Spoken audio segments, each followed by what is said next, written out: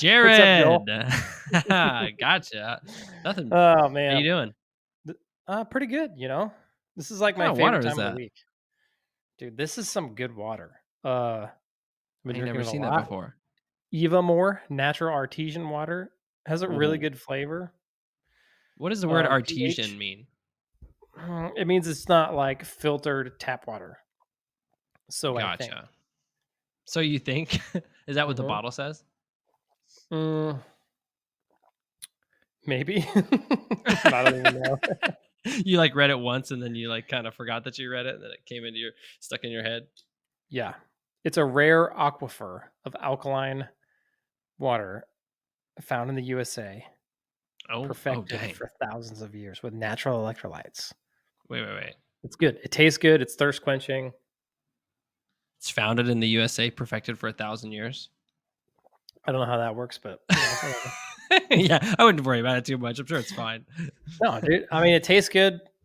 I don't know. Like, I don't know if you've noticed, but some waters, it's like you drink them and it doesn't really stop your thirst. Have you noticed that? Maybe I don't drink a Like, lot of bottled water. yeah, But so yeah, I don't really, but I know what you're talking about. Like when I would drink like Aquafina or something, I would definitely not like it as much. But I think that was more of a taste thing for me. yeah. And you're on well water, right? Yeah, Yeah. So you've got minerals in your water. yeah, That's probably good. gotcha. So you're thinking it's like because the mineral content is zero in certain bottled waters, then your Yeah. body's like, this is not as good as it could be. Yep. There's actually a whole documentary on this on it's not a documentary, there's an episode on a documentary I watched about water, Mm-hmm. and they actually go to Italy and, like, sit down at a water restaurant that I didn't know existed, Whoa. and they, like, serve different types of waters to these people when they're at the restaurant, and they it's crazy, like, when they get the waters side by side, they're like, "Oh, wow, the taste difference," and then Oh, the guy goes and interesting. explains, like, what they're tasting. Is actually pretty cool. Yeah, that does sound interesting. Definitely something we take for granted, especially in the Western world, is the Yeah. water that we drink because well, it's everywhere. It's not something that we really have to Yep. try too hard for. Yeah, I just know, like, the tap water that I've been drinking at my house, that's probably not good for me. Just because it's like super filtered. It's got chlorine in it, it's got Mm, fluoride in it, and I can filter out the chlorine with a carbon filter, but the fluoride won't go away. gotcha. And then there's just no minerals in it. So then you just end up being mineral deficient. Is it just like big dentistry that wants us to have fluoride? Dude, I have no idea. There's Because probably a lot to that yeah, that I because don't. whenever I go to the dentist, they're like, "You should do some fluoride. Fluoride's good for you." But then like other people are like, "It's the devil" and stuff like that. Well, like, it's one thing to put it on your teeth, Mm, but it's a whole mm. nother thing to drink it and put it in your stomach. That could be what they're sort of I could see that very easily being a line that a dentist would be like, "Well, yeah, duh. I would Yeah. never tell you to drink this. That's why I just put it on your teeth. Like, I'm Yeah. not asking you to go drink fluoride." Well, I think, like, they like fluoride in water, they're like, "Oh, it's such a small Mm. amount, it's not gonna hurt you." But we have so many things this day and age that are like, "Oh, it's just a small amount," that if you add them all together, it's like, I'm putting a lot of Yeah. small amounts in my body. It's probably not a good thing, right? Yeah, we'll definitely see in the next, like, couple generations maybe, Yeah. if that is something that turns into be something bad, because people are definitely like, "Oh, yeah, it's bad," like, like microplastics or whatever, and the birth rates are Yeah. going down and all this kinda stuff, but Yeah. sometimes that stuff is just not founded, as the future will tell, but we don't know yet. Yeah. Yeah, I just like, me personally, I would rather just put good stuff in my body, and if I know it's, like, maybe yeah, if I know it's bad for me at a large amount, I don't know why you would put a small amount, but maybe I'm totally wrong, but I would rather just drink water without fluoride in it. Just seems to Yeah. make more sense, like, nobody's really sure what it does to you, right, over a long period of time. Yeah, like a And lot of maybe things. maybe it would do nothing, but I think, like, if you do that with everything, I'm pretty sure you're gonna get one that's pretty nasty. Yeah. Yeah, that makes sense. Yeah. Cool, well, nice water story. That's awesome, we Thanks, learned a Brad. lot. Yeah, good Thank you. podcast, dude. Alright, that's a wrap. Yeah, woo! Go forth and prosper. Oh, man. What are we gonna talk about today? Pricing? How to price your plumbing business? Yeah, we should talk about that. It seems to be something that, at least in my conversations, people either aren't thinking about or they're just beginning to think about. Yeah. Yep. Totally. Because normally you start a plumbing business and you've just been working for somebody else, right? Right?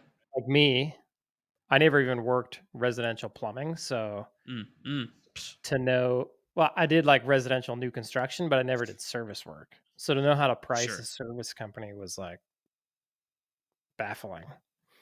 But even just to price the residential new construction I was doing, I had no idea. No clue. Yeah. So what did you do? I did what most people do. I called around and was like, I called like 5 different companies in town and was like, "Hey, what do you charge per hour?" And they were like, Ah, "Oh, I think I got anywhere from I think the lowest was 130, and then I think the most expensive was 155 at the time." And really? this was probably this was probably 8 years ago when I did that. Was And everybody pretty cool with giving you their prices? yeah, everybody was, which is Gotcha. crazy No, to me. nobody didn't give you the prices. No, Hmm. I called one company Hmm. who everybody thought was ripping everybody off in the, in the plumbing Of sphere, like in the course. Yeah. plumbing Of course. circle. And they were like, "Oh, well, we don't do it by the hour, we do it by the job. Our customers love it." At the time, I was like, "Oh, that's weird." Then I Huh. said, "Okay, so let's say I need a boiler replaced. How much is it?" She goes, "Well, it varies on how much of the boiler you need replaced, blah, blah, blah, blah." Yeah. I said, Sure. "Okay, Fair. just cut out the boiler and put a new one in as minimal as possible." And she goes, "Oh, anywhere from 8 to 12,000." And I was like, "No freaking way. No way. That's insane." I thought it was absolutely insane. Huh. And I was like, "Okay, yeah, these people are ripping people off." You just like pick up the phone and that was your Yeah, assumption right there. yeah. Which is Yeah. funny now because like, my company wouldn't touch that job for Yeah. it'd be 14,000 minimum. Yeah. 16, it'd probably be more like 20 by the time we're done, right? Yeah. Yeah. But granted, this was 8 years ago, Sure. Yeah. So, so it's a little, prices have gone up. It's a little mhm. different world we live in now. Mhm. But, yeah, that's what I did, and I know lots of people that have done that before, or they have worked somewhere and they're like, "Oh, I'm just gonna charge what he was charging," right? Sure. He charged 120 an hour, 130 an hour. I'm just gonna do that, which is crazy. So, Hmm. Why is that crazy? because you really need to price, like, based on, like, what it costs you to be in business, right? Not just an arbitrary thing. Yeah, before we get too far down that rabbit hole there, here Okay. is what absolutely insane. Mhm. 8 years ago, I called around. Lowest price I got was 130. Highest price I got was like 155. And I thought, oh, I'm gonna be the cheapest, so I get all the Mhm. work, right? Of Which course. I got all the work, but I didn't make any money, so didn't work out very Yeah. well. Dude, good but I, job putting in the but I, reps. yeah. So I started out at 120, and I stayed 120 for, I mean, that entire year, and then I think I went back to work for somebody else, and then I went back in business again at 140. Worked an entire year, and I'm like, I can't make any money at this. Mm. And there's people to this day, 8 years later, still charging $140 an hour, Do they have $150 an hour. do they have more than one employee? Dude, yeah. I mean, yeah, they got like 2 or 3, but all of those guys, they're all still like the owners still work in the truck Yeah, running sure. around. Sure. I think I'm the only residential service business right now with more than 2 employees that doesn't work in the truck Huh. Yeah, in in town. in town. Yeah, Yeah. in my area, which is Yeah. wild. Do you think that that's not even an option to plumbing business owners? Like, if they don't know any better, do they just assume that they'll just be in the truck the whole time? Yeah, I think they probably wanna get out of the truck, but then they don't know how Mm. to, so they just end up stuck in the truck, and that's And really there, what it feels like, you feel stuck. and there's definitely, I can see the attraction to being in the truck because you can be like, okay, well, I'm leading from the front because I'm Yeah, out there with the crew. I can also sell more hours than anybody in the world because it's my company, and yep, And also, there's probably a lot of necessity with that, where that owner's like, "Well, I have to sell these hours Yep. because because I don't charge enough," and they're not thinking this way. But since they don't charge enough, then they know they have to go and they have to really put in the grind to fill up the gap. Yeah, because when they sell the hours, they don't have to pay themselves as much as they pay everybody else. So Sure, they look, can. that gives this like Yeah, perception that they made more money. It's a yeah, strange thing. Yeah. yeah. Yeah, it's super weird. Hmm. Yeah. I feel really bad for those people. Like really bad. Yeah, that's and I mean that's part of the reason why we sit and have these conversations, because with the hopes that somebody like that would listen to this and they would be Yeah. like, "Wait a second. There's what do you mean? What do you mean I don't have to always be in this truck until I'm 50 or Yeah. something like that?" Like there's a way out of that idea. A way out that isn't like running away from your company or stepping away from a leadership position or something. Like there's actually a cool way out. Yep. Yeah. And so like the lame part is like if you're that person and you haven't raised your prices yet or you haven't figured out how to price your plumbing company. I have seen personally people start plumbing companies and then work in them for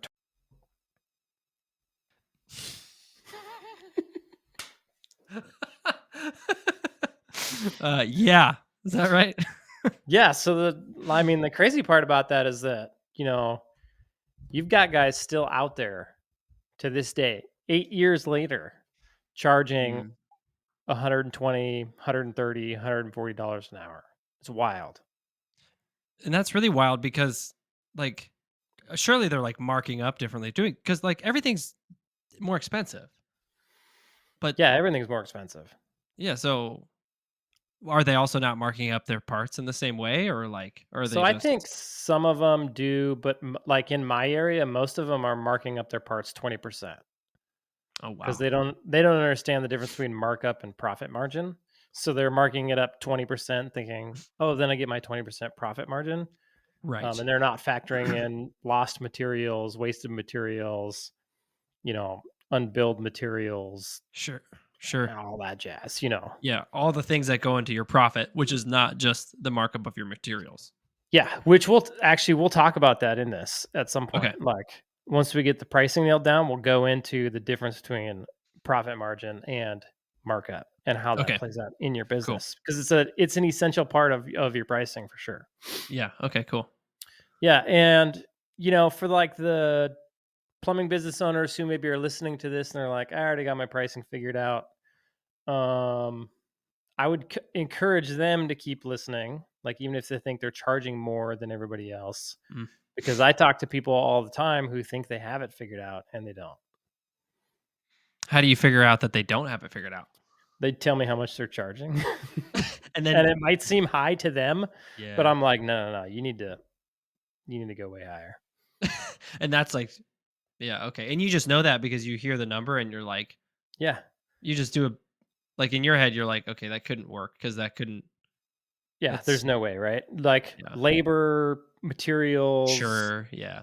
vans, insurances, that stuff varies slightly throughout the United States, but for the most part, everybody is within a range. So I talk to people all over the United States, plumbing business owners who are priced right. A lot of them Mm. I've helped them price right, and they're all within a pretty close range. So if you're outside of that range, if you're Dude, below it, this is retarded. did it lock up again? Uh-oh. Joski. Oh man. Yeah. See, it's hard. It's not easy to It's so hard. do. It's okay. This will be a good one. This will be a good string of things. Okay. It's okay. Should we just tell them we've been kicked out of this podcast room for like 10 million times? No, we should keep it on the down low. I mean, they won't figure it out, especially after you said that. Yeah. They'll never Okay. know. Yeah, Go ahead. everything's chill. Uh, like you were saying, right? Yeah. I mean, like guys are still charging. The no. What was I gonna say? Start over. No, it's okay. We were talking about that guys haven't raised their prices for 8 years, and you've talked to enough people around different parts of the country that when somebody tells you their price, you're pretty good at being like, yeah, that's too low, without even running it through a calculator yet. Right, because I talk to them all over the country, right? And I know, I'm like, "Okay, you're below this range, you're priced too low." Like, Yeah. you have to be at least a certain range. So it's pretty easy to tell. And honestly, dude, it's like if people only knew like what other plumbing businesses were actually charging and that they could charge more even than what maybe they need to and increase profitability even more. Number 1, that it's not criminal, and number 2, that it's totally Mm, possible. yeah. How much of that objection people struggle with, like the criminality of it? Like, do people just is that an Yeah, objection that you get? they find it to be kind of, they don't wanna screw over the customer. They find it unfair. But those are really weird things to deal with in your own head. I Mm, mean, you think about there's companies like, the I don't even know, I'm like Gucci or sure. Versace or whatever, right? They Yeah, take yeah. like a $10 product and they sell it to you for $1,000. Right. And they probably have like $100 in marketing spend on that one product, but they're not ripping you off, right? Because you're willing to go buy Mm, that product because of the value that you see in that product. yeah. So it's the Hmm. same thing with your plumbing business. I mean, if it costs you $300 an hour to run your plumbing business and you can charge $500 an hour and have a 50% profit margin, or at the end of the day, maybe you're at a 35-40% profit margin, it's not ripping people off. If you're providing a service that people are willing to pay as much money as you're charging for it, then you're not ripping them off. You're just running a good business. Like the whole point of a business is to Uh, be as profitable as possible to yeah. make money, right? Yeah. So, yeah, I would say that's a hard thing in their head because they put themselves back in the customer's, spot. Like because we most plumbing business owners came from, blue collar, middle class income. A lot Right. of them Yeah. like on the Sure. lower end of that. And they know what it's like to have to pay, $1,000 plumbing bill or a $2,000 plumbing bill. But what they forget about is there's so many customers out there that are 100% fine paying a $2,000 plumbing bill. They could care less. They Sure. just want really good service. They want their day back. They want their time back. They don't want to have to think about it. They don't want to have to call multiple people or call you back Mm, or right. have to wait for a bill to come in the email. They just want it as seamless and as smooth and as quick and as friendly as possible. Sure. Yeah. That's They it. just want their problem. Yeah. Ultimately, they just want the problem to go away. Yeah, and that's like 99.9% of people. Hmm. Is I mean, maybe not that high, but it's a lot more than you would think. Like the Yeah. people Sure. who don't wanna pay money for their plumbing, it's not the amount of money, it's just that they don't wanna pay any money, so they're gonna usually go and try and fix it themselves or get their Yeah. buddy to fix it Hmm. or whatever, right? Yeah. Yeah. Hmm. So, like, how do you actually figure out how much you're supposed to charge? Like, if you were gonna start a plumbing company today, like we already talked about what I did, what would you do? Knowing Well, what you know. well, I would definitely grab myself a pricing calculator. I'd either try to make one on my own, which wouldn't work. Yep, So I'd go ask for one. I'd go yep. download one. And then Mhm. I'd start plugging in all the values so that I could get a feel for what it costs to run my business. And Mhm. then my calculator set up correctly, that'll give me an hourly rate Right. that will achieve my goal, my profit goals, the margins that I need. And then it'll Yep. tell me what I need to charge and also tell me other cool things like how many hours I need to sell to be able to hit various tiers of profit, which would be Yep. really helpful because then that can Yeah. get me in the right mindset in the right direction of how much my guys are going to need to do. And then that'll also tell me if I need to be higher or lower, right? Because if my guys need to sell a ridiculous amount of hours to be Right. profitable, okay, then something's not right. Let's up it up a little bit. Right. Yep. So that's what I do. Dude, you know more than like 90% of business owners. Oh, I just hang out with smart people. Congrats. Oh, yes. Yeah, so like in a nutshell, right? If you think about it this way, it's going to cost you so much money to run your business. So let's say you're a plumbing business, you have 3 guys, 4 trucks, and you've got a shop and you've got a CSR and you've got a CRM and you've got licensing and insurance and you spend money on gas and you spend money on tools and you spend money on labor, there's going to be a certain cost to doing business. Mhm. And what you need to do is write down all of your expenses. And it's way easier if you've been in business for a year because Mhm. then you can go pull your bookkeeping data. Right. Hopefully, you were keeping books. Um, but you can go pull your bookkeeping data and you can actually see dollar for dollar, like how much did you pay in credit card fees? How much did you pay for vans? How much did you pay for vehicle insurance? It adds up. And most people are surprised. If they went back and added up for an entire year, um, they'd be surprised at how much it actually costs them to run their business. Sure, yeah. So Yep. once you can like run those numbers, okay, this is what it cost me to run this business for one entire year.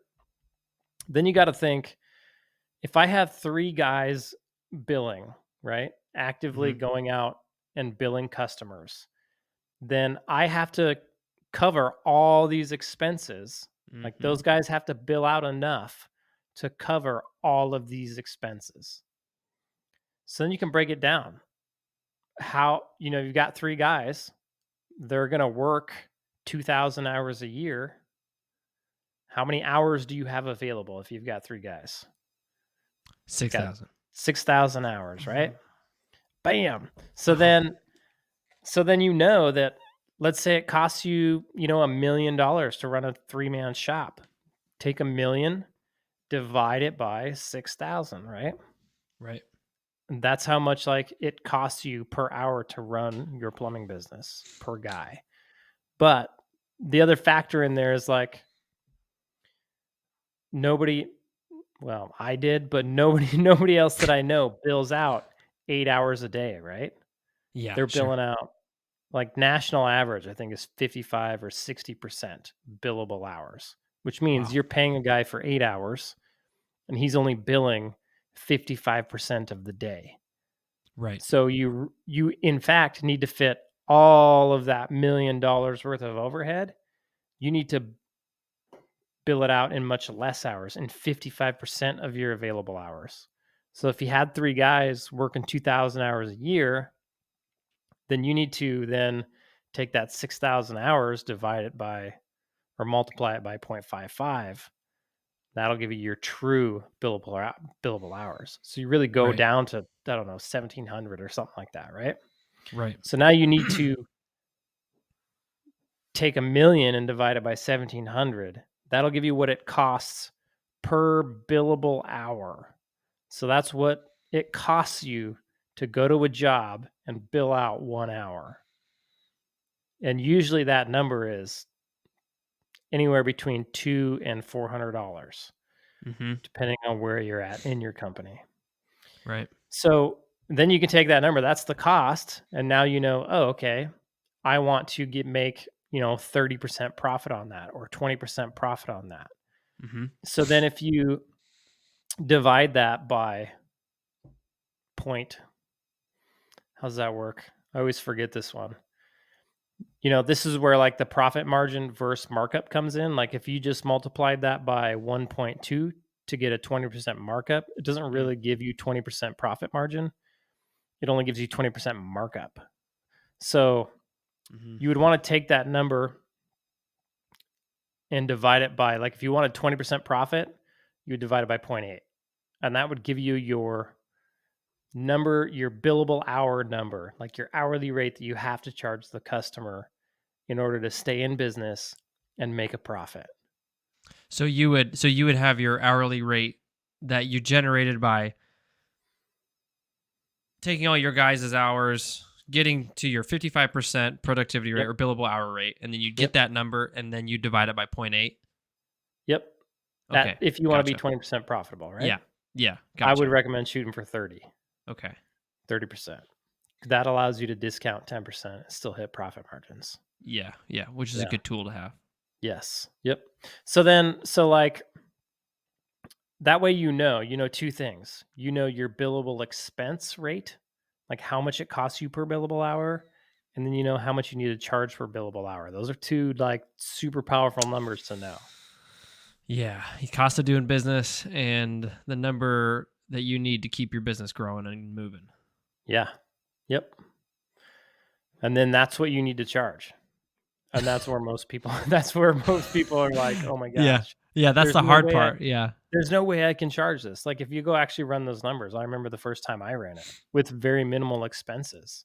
I was up there, like I had to more than double what I was charging currently. And so for me coming in feeling bad for people who have to spend money on their plumbing to go charge Mhm. more for it was really hard. Mm, Like, I had to have that mindset shift, of mhm, like, "Okay, I have to be in business to make money. I have to be in business to continue to, like, build something of value for myself because I don't wanna be that guy. I don't wanna be the guy that right. I watched, Sure. run a business for 20 years and end the day with nothing." I didn't want I was 35 when I started back up. I didn't wanna get to 55 and not have anything. Sure. So I had to make that mindset shift. It took me a while. It took me a good year. It held me Hmm, back quite a bit. Like if you hmm, can get over that in the beginning and you can just know that there's plumbing businesses all over the nation charging what they're worth and being hmm. very successful at what they do and people love it, the customers love it, um, you'll be much better off. And probably, like, I think where the biggest shift for me is realizing that if I don't charge this and I hire guys and I try to grow my plumbing company into something, that I actually won't be able to afford to take care of the customer because I Yeah. won't be making enough money. Yeah. Because when push comes to shove, like you have a job go bad or a customer complains or you mess something up, if you're short on cash, right? Because you're not charging enough, you're not going to be able to take care of that customer. And that's Right. what people want. And if you can't consistently like take care of your customer and stay in business, then you're actually doing the customer a disservice Sure. because they won't be able to get the service that they want anymore because you're not going to be able to provide it. Right. And then your employees won't have a place to work. You won't make any money. I mean, it's a lose, lose, lose for all three people involved, for the customer, for the employee, and for the business owner. Hmm, It's just a loss. hmm. Versus if you can charge enough and make a profit, well, now you've got money building up in your bank account. Something goes wrong on a job. Yeah, it sucks, but 20 grand here, 10 grand here, no big deal because you're making good money and you can Right. take care of your customer. Your Right. customer appreciates it.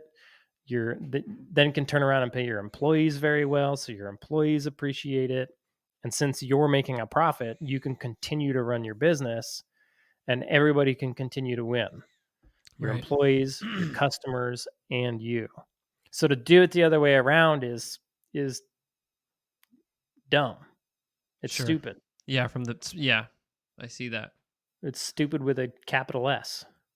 So I got a thought I want to run by you. Yeah. So it's sort of like I guess it's like a devil's advocate position. Um, Okay. what about those people who are on the poor end of the spectrum who can't afford expensive plumbing? Plumbing that's I actually mean, worth it. We don't have to say expensive. We just have to say plumbing that's actually being charged out correctly for what it's worth. Like yeah. what do those people do? So I got probably two thoughts on that. Like first thought is okay, like we offer financing at my plumbing company. So that's Sure. always an option. Sure. They can finance it, right? And then get it down to a monthly payment that they can handle to get their plumbing fixed. And then Sure. hopefully they don't have any other problems. Um, like for somebody who maybe just like was in a good spot and they had some troubles and now they're just temporarily in this bad spot, but they have to get their plumbing fixed. That seems fine and dandy, right? Okay, I'm going Right. to apply for financing and it'll get me out of this pickle and Right. get my stuff back together. And then hopefully I won't have to do this again. My, second thought is like, if you cannot afford to spend 2,000 bucks on your house, on your plumbing, on some maintenance, Mm, then you should not buy a house. right. Like, you should not be going and buying a house if you can't afford to take care of it. Right. I don't understand that. Like, Right. it's one like, if you're living to paycheck and you just scrounged up barely enough money to buy a house, then and you don't have any left over once you bought the house, that's just dumb. That's stupid. It is. It's Yeah. I Yeah. I don't understand it. Like, we run into it all the time, right? Yeah. Owning a plumbing business, and you run into these people and they're like, I don't have any money." But they've been doing this for 5 years, 10 years, right? And they Yeah. have Sure. this $500,000 house and something breaks on it and they don't know how to fix it and they don't have any money to hire a professional to fix it. Hmm. They don't know anybody who can fix it. They're they're stuck in a bad spot. Hmm. They shouldn't have bought that sucker. Just how it is. I Yeah. I mean, guess and that's, that's not everybody. Like, some people yeah. do get in a bad spot. Sure. Um, but for the most part, I think people are probably buying houses before they can afford them. Yeah. I could definitely see that. Yeah. I mean, even just to not like, we run into people all the time. They don't even have the credit. Like, they don't even have a credit Yeah. card they can put it on. Yeah. If you don't know how to fix it yourself or know somebody who can help you out where Yeah. you can like trade with them, then at least have a credit card. Right. But if your finances are so bad that you can't get a credit card, then don't go buy a house. Yeah. Yeah. I guess maybe it's like, it's sort of like a harsh reality that, like, as a plumbing business, your job Mhm. isn't to extend charity to those people who, quote unquote, need help. Yeah. And I put that in quotes because those people put themselves in a precarious position, and you could choose to help them out of the goodness of your own heart, but you might find quickly that that help doesn't really do anything because there's a much bigger issue at stake than they Yeah. can't afford their plumbing. So, Yeah. yeah, so it's like, I mean, I guess it's like there's always going to be, in any business, there's always going to be people who can't afford it for whatever reason, right? But Yep. that, if we always put that in our heads as our business, like, okay, well, we want to help out those people, there's probably an even greater argument to have your pricing correctly, so that if you want to truly help those people, Yep. then you need to be profitable as a company, so that if you can have a program where, oh, I can go and plumb houses for people who actually can't pay my bill out of Yep. my own profit, and that's what I'm choosing to do. But you can Yes. only do that if you're profitable. You would never be able to do that if you're Yes. cheap. Yes. That's a very good point.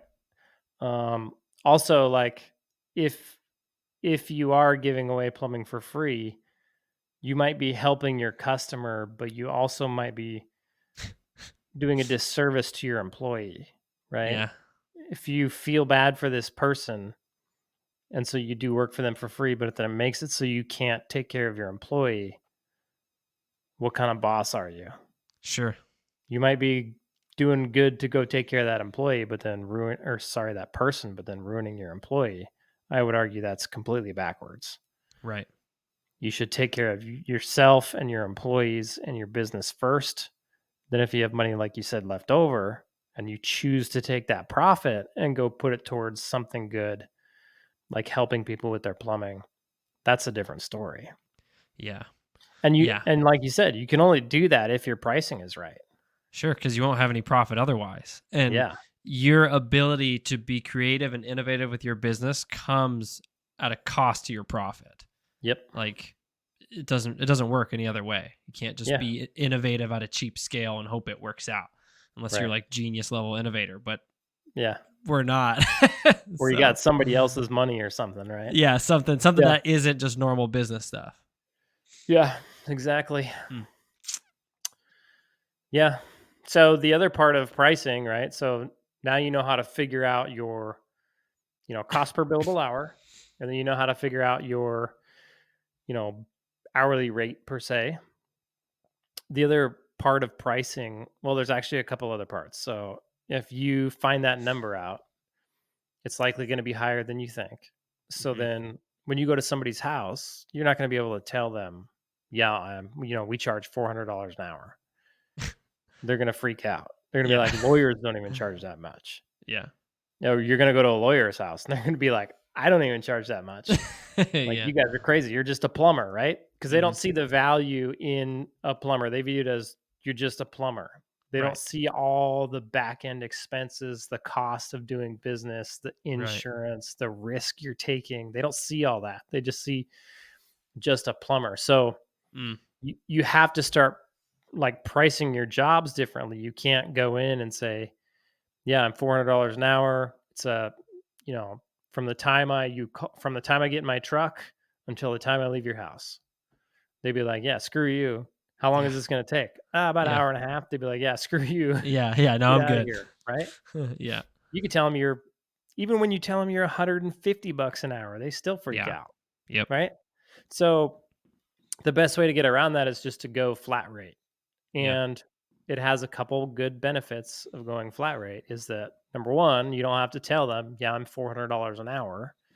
Number two, um, you can you can then like pre-build a price book Mm. and have your pricing standard across all your employees. Mhm. And then your employees can easily, especially if you put that into some sort of CRM like Service Titan, then your employees can easily go to a job and price jobs themselves because Mhm. now you have an electronic price book where they just push buttons and it spits out a price. Gotcha. Hmm. And so that makes it you can scale, you can make sure Mhm. you're profitable on every job, you can give homeowners accurate instant quotes. So it gets rid of all of that mess and Mm. Sure. Yeah. it's a beautiful thing. Yeah, that's because otherwise you would have it'd really be plumber specific for the job, right? Like if you Yeah. and me went to the same job at a different time, we would give two different quotes because ability, all the Yeah. stuff that I see that you don't see or whatever. And then Yeah. so she'll be like, "Oh my gosh, Jared quoted me like 10,000 for this boiler, and you come here and quote me 14,000 because it's going to take you this much longer." Like, Yeah. whoa, what's going on here? And I guess if you just go hourly, what you charge afterwards? Like you Yeah, you finish do. and then Yeah. So you'd yeah, it's good. usually give like an estimate. I think it'll Sure. take me this much. So, it might be like Oh. between this much and this much. Yeah, that's super shady because, like, what if, like, suddenly I'm like, yeah, I had to go an extra trip, forgot a thing. Like, now Yeah. it's on me to do the right thing and, like, write that off. But Yeah. there's a lot of wiggle room for one bad employee who kind of just does whatever to make money, can go out Yeah. and start doing shady stuff. Yeah. And then as the business owner, you've got guys that are really fast who don't make you any money. And then you've But got they guys do who are great really work. slow who end up making you more money. And it's like, Sure. I would rather the slow guy, but then is that really fair for the customer? Not really. Yeah. So by Yeah. standardizing it and coming up with a standard of how long something should take, Hmm. and how much it costs, that really makes it more fair for the customer. So like Yeah, it really does. the the whole method of pricing yourself this way just makes it more fair again for everybody. More fair for Yeah. the employees because the employees that can do better than what your price book is set at, they're going to go do more jobs and be more effective and more efficient and more valuable. The Hmm. ones who are slow, they're going to be less effective, less efficient, less valuable to you. So it's good for the employee. The customer gets it standardized. They know how much it's going to cost. It doesn't depend on who comes to their house. Yep. And then your profit is baked into it. So as a business owner, you're going to be profitable. So again, it's good for all three, right? Yep. Um, and you really have to start thinking of it that way, or Yeah. or it'll never work. Yeah. Yeah. Huh. And then so then the other part of that is like, so now your hourly rate, you need to go like pre-build these jobs, go flat rate. Um, but then you have that material thing mixed in, right? So Mhm. profit margin versus markup, right? So let's say I have $100 material, and I want to make 30% profit on that. Most guys would go, okay, I need to multiply that material, that $100 by 1.3. That means I need to charge $130 for that, Yeah. right? So, but in reality, you're spending 100, you're billing the customer 130, you're spending $100 on the material. You're really only at like 22% or 24% profit margin. I don't know what it is, but somewhere Hmm. in there. Mhm. because 30 is not 30% of 130. Hmm. Does that make sense? Nope. 30 is only like, because you're, is only like, I don't know, 24% of 130. Because you build the customer 130, Right. you spent Right. $100 on the material, Right. you have a Oh, sure. $30 Yeah. profit. Yeah. Yeah. Because it's not The like you mark, build the. Yeah. yeah. So when you mark stuff up, you have to account for the margin. Easy way to get around that is if I want 30% profit, I divide by zero point 0.7. So if you take $100 divided by zero point 0.7, it's going to spit out like $142. Mm-hmm. Mm-hmm. I better make sure that's right. Let's do it real quick. Okay, Okay. ready? Okay. I'm ready. You want to share screen? Just kidding. You don't have to share screen. Yeah, $142. Nice. So divide by the opposite of what you want, right? Yeah. That'll give you your accurate profit margin because $42.85 is 30% of $130 Yes. or Yeah. $142. How does Yeah. that work? Gotcha. Yeah, there you go. Gotcha. So, Huh. but in reality, like, if you're running a plumbing business and you've got guys running around buying parts, pulling parts out of their van, Mm. do you think we bill for all those parts? Do you think they buy more than what they need? Oh yeah. All the time. Oh yeah. Parts get wasted, parts get left, parts get bought that we didn't need, parts get pulled off the van that we didn't account for, all that stuff. Yep. So in reality, you want to shoot for, you know, probably a 50% profit margin on your Mm-hmm. materials. And that Yep. will, at the end of the year, Hmm. put you at about a 30%, 20 to 30% actual profit margin on materials. Yeah. Yeah, to tie into sort of our P&L conversation, then that's going to be a metric that you're going to want to watch because Yeah. everybody's going to have that be different because you're going to have different crews of guys doing different stuff. Yep. Or just maybe the types of jobs you do, you are really efficient with your parts or you're not efficient or something like that. So that's like a Yep. good thing to keep an eye on because Yep. there is meaningful things that you can input there. Like you could be like, man, this is not right. And you can go just discover that homeboy is just buying 3 of everything because he thinks he needs Hmm. to. And then he leaves it at the shop and forgets that he bought it. And then it's just Yeah. this good Where he's training got opportunity or 100 of something. this $300 part in his van. Yeah. Yeah. Like, what do you And he do with doesn't that? even know it. Yeah, totally. Yeah. Yeah. So Happens all the time. it's a good metric to just pay attention to. Yeah. So in reality, you just need to double your materials or more Yeah. just to account for that and then to maintain profit margins. Yeah. Yeah. Yeah. Yep. Because nothing is ever perfect. So you're always going to No. be shooting under Yeah. or over. Yeah. You always want to make room for, like, I call it fluff, right? Mm-hmm. In your business. Mm-hmm. Like the inefficiencies, the what ifs.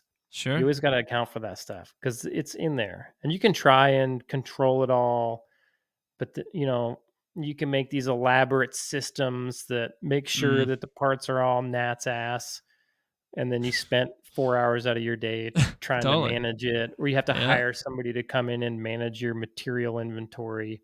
Yeah. And at some point in time, like some sort of scale, that's effective.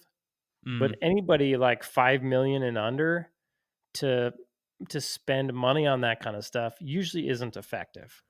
No, I It's would. usually just one more thing that you don't need. If you just got rid of it, you would be in the same spot. And then you have way less headache and way less management. Yeah, and those systems typically they become like anti-effective because they're arbitrary and they're a burden. Especially if you Yeah. have employees who are trying to manage that kind of stuff. Like Yeah. every employee who's done an arbitrary task knows they're doing something arbitrary. Because Yeah. when they go ask the boss, like, why am I doing this? And the boss is like, well, it's just because, like, it's like this. And he's like, that's the stupidest answer I've ever heard. Like, that's going Yep. to tank your culture and your morale. The funny part about that is most of your employees, most of your plumbers will be like, "Hey, can we stock this stuff at the shop so that we don't have to go to the parts store to get it?" And me personally, I'm like, "No. No, we're not stocking. We stock nothing at the shop. I am Yeah. not I am not a parts store. Yeah. We have parts stores. I don't need to be one. So, no. If I see it here, I'm gonna throw it away. And I do. Like, Yeah. guys will leave stuff at my shop. I have thrown away thousands of dollars worth of fittings before Yeah. because they got left at the shop, and I saw them there more than once. They sat there for a couple months. I chucked them in the dumpster. Yeah. And my guys are like, I bought those because we can't get them, and Yeah. and Yeah. I'm like, dude, if you need them, order them Yeah. or go find them in another parts store. There's Yeah. very, very few items we actually just keep at the shop. It has to be Yeah. like super rare and we need it all the time, Yep. which pretty much doesn't happen. If you need it Yeah. all the time, usually the parts stores have it. Yeah. Sure. My guys will be like, but there's a pump shortage, so I bought 2 extra. I'm like, no. If you need a pump, we'll figure it out. Yeah. Yeah. The We'll cross that customer bridge can when we wait for get a there. pump or Yeah. something, right? Yeah. Yeah, it's Yeah, because craziness. that's like something that can compound on itself. Because then suddenly, like that guy is now telling the new guy, like, "Oh, make sure you always buy double," and the new guy's like, "I guess I got to buy double," and then Yeah, you just start to get a bunch of stuff. And the thing about your shop is, it's not going to be organized like a part store. It's not going to no, have somebody to go get you a part. You're going to yeah, walk in there and be like, "I need that fitting," and you're going to look around at this mess, and you're going to be like, "I don't know where that fitting's at. I'm just going to go to the yeah. parts store," and And then then it's you're gonna be never going like, to get man, used. I need to hire somebody to organize Oh, my shop mess. yeah, my new And parts store then I'm opening up. yeah, yeah, exactly. And Yeah, it's true. At some point in time at scale, that does make sense.